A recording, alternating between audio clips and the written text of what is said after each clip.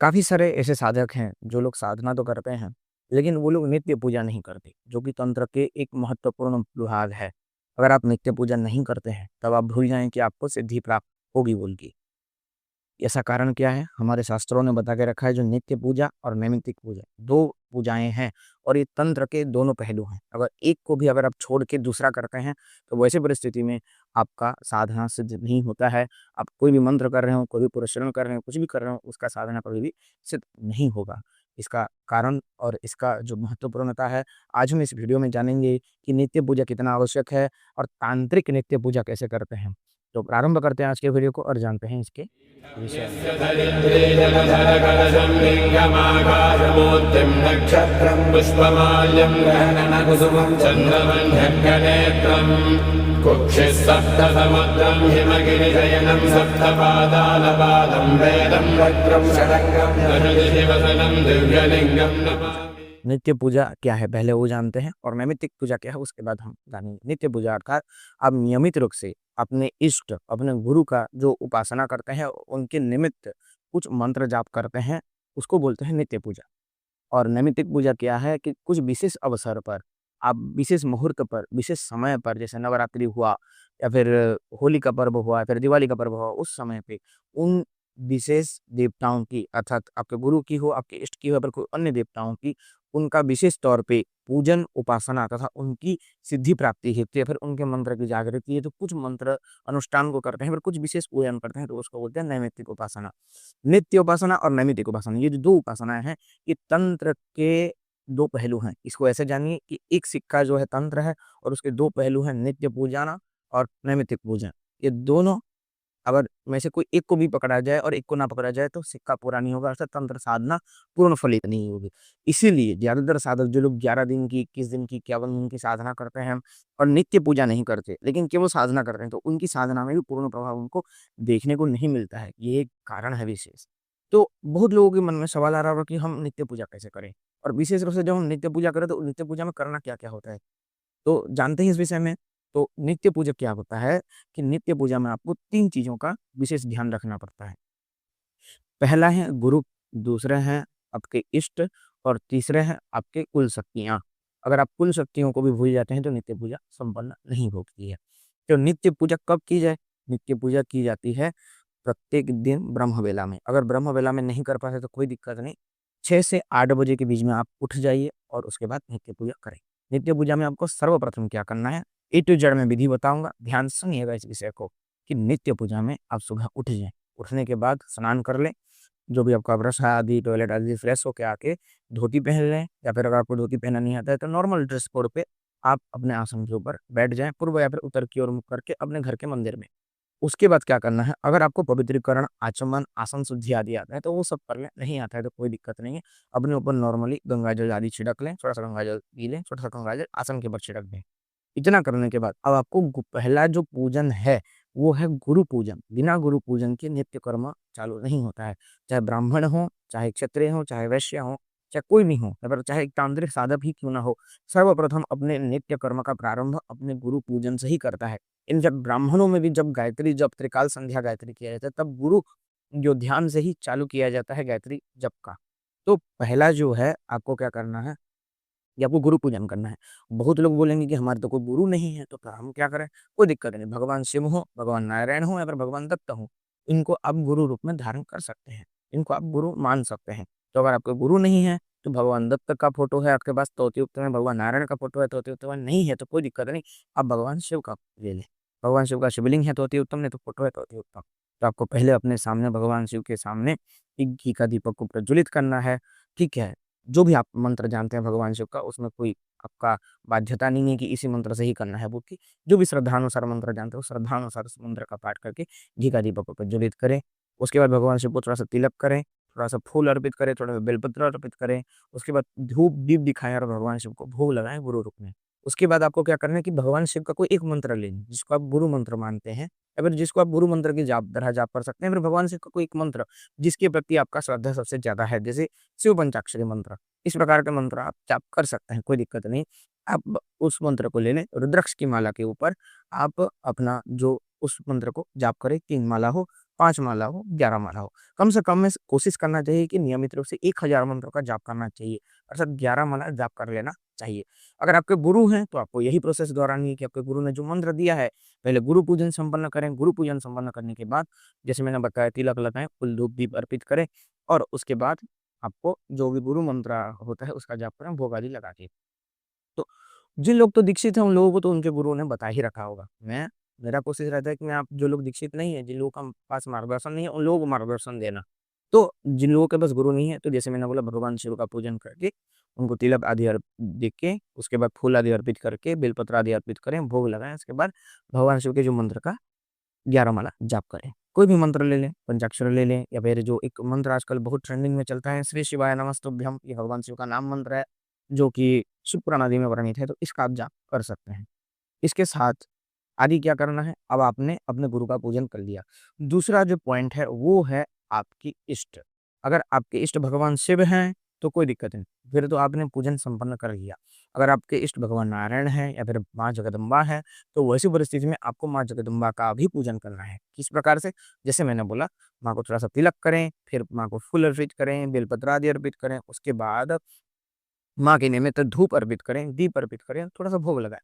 जो भी भोग लगा रहे हैं, कोई दिक्कत नहीं, अपने श्रद्धानुसार भोग लगाएँ। आवश्यकता नहीं है कि आपको कोई विशेष मिष्टान्न को व्यवस्था करना है, फिर खीर-पूरी लगाना है, ऐसा कुछ नहीं है। जो आपके पास अवेलेबल हो, नहीं हो रहा है, बतासे लगा दीजिए, लौंग, इलायची का भोग लगा दीजिए, जो भी अवेलेबल हो वो लगा दीजिए। वो लगाने के बाद माँ जगदम्बा का कोई एक मंत्र का जाप करें। अब देखिए, जगदम्बा में क्या है कि जगदम्बा के मंत्रों में अधिकार का बात आता है।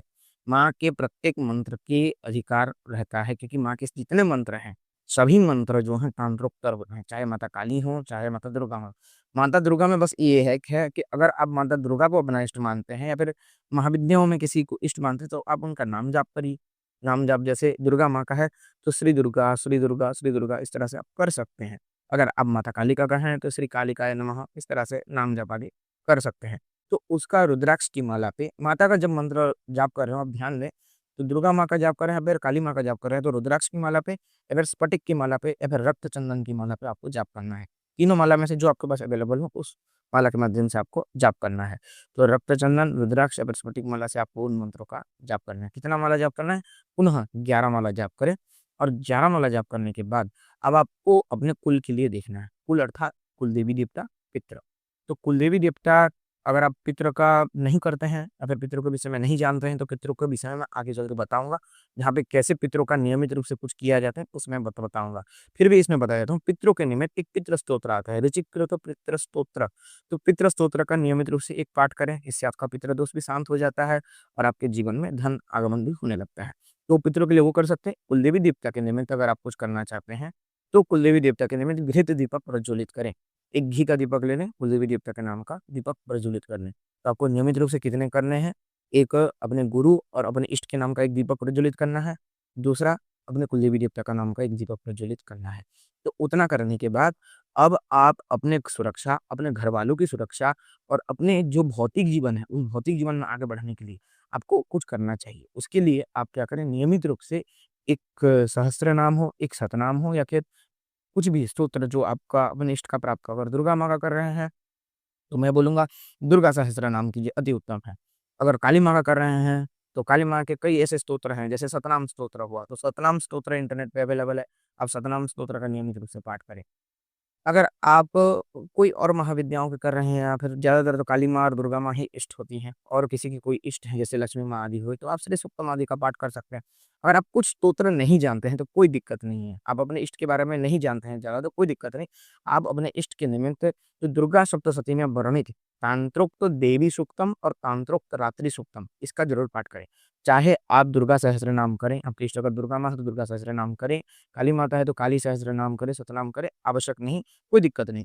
अगर आपके इष्ट जगदम्बा ही हैं, जगदम्बा का कोई भी रूप है, तो वैसी परिस्थिति में आपको क्या करना है कि तांत्रोक्त देवी सूक्तम और तांत्रोक्त रात्रि सूक्तम जो है, इन दोनों का पाठ करना है।